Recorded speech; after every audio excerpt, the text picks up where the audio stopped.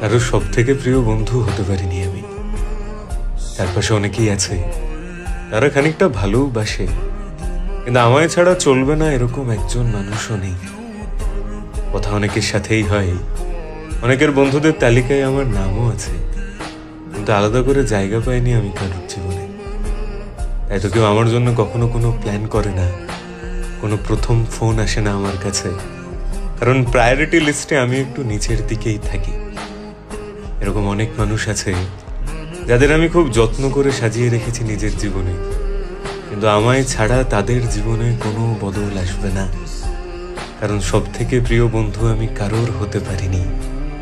আমায় ছাড়া সবার ঠিক চলে যায়, তাই না?